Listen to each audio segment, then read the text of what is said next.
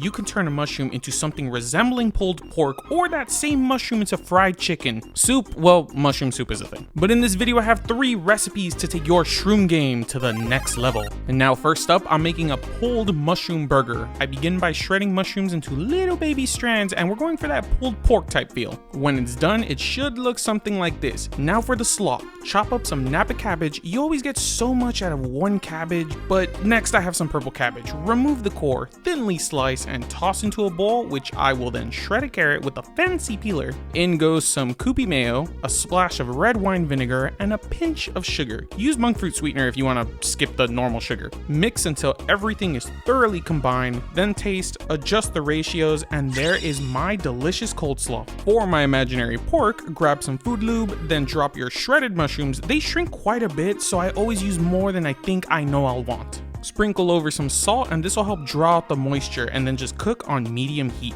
Sprinkle over a teaspoon of cumin, a tablespoon of garlic powder, and a fresh crackling of black pepper. Cook down before adding some barbecue sauce. Yeah, you can make your own from scratch, but no, not today. Mix together for even coverage, and I like to spread it and then turn up the heat just a bit to get that caramelized texture. Just be careful not to burn it. Doesn't she look good enough to fool a vegan? All that's left is to toast some buns until golden brown and delicious, and assemble by adding your coleslaw. Pile over a generous amount of that barbecued pulled mushrooms, a slice of cheese, torching mine to melt, but mostly for aesthetics. Top bun with extra sauce, and that's my vegetarian pulled barbecue mushroom sandwich. Seriously, this one is so good, you're gonna have to try it. But what's that, you say? It's 100 degrees outside and the señora in you feels like a nice hot bowl of soup? Seriously, Latina mommies, why? Anyways, I've got these snow-capped mushrooms to throw in. Just cut the bottoms, chop into smaller, more manageable pieces, and I mean, look at this cute boy. Definitely gonna eat you later. For now, I have a shallot to chop, a pan to lube, and in go my shallots, my snow-capped mushrooms, some more shredded oyster mushrooms, and a very generous sprinkling of salt. Some freshly minced garlic. You're gonna want to add this at the end so it doesn't burn, before sprinkling over a tablespoon of flour to help thicken the soup later.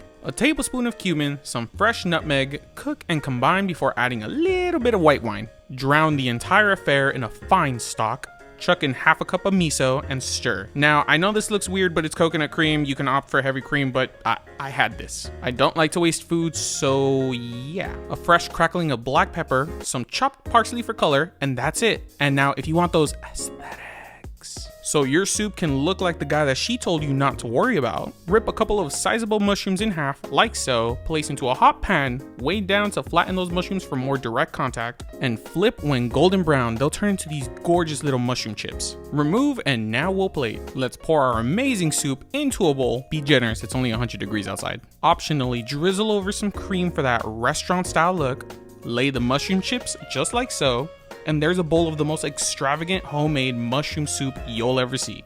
Now I saved the best for last. A lemon pepper fried chicken substitute that's guaranteed to blow your mind. By the way, if you've made it this far into the video and still haven't subscribed, okay. Look, statistically, 1 in every single one of you is probably not subscribed, and I would just really appreciate it if you did. Helps a really small channel like me continue to grow and make more recipes for people just like you. Anyways, for the dredge, I went ahead and used some flour, some garlic powder, lemon pepper, salt, freshly cracked black pepper, MSG, then crack a couple of eggs with a little splash of water before whisking, and breading is business as usual. One hand dunks shrooms in egg, one hand tosses in flour. The other hand is supposed to be to coat the flour, but my bowl has a lid, so I'm gonna shake for even coverage and minimal mess. Take the shrooms out of the flour, and my goodness, do these just look perfect. Preheat some fry oil to 375 degrees Fahrenheit and drop the imaginary chicken in batches. When they start looking golden brown and delicious, drain over a wire rack, set over a rimmed baking sheet, and immediately season with lemon pepper. Then make extra because trust me,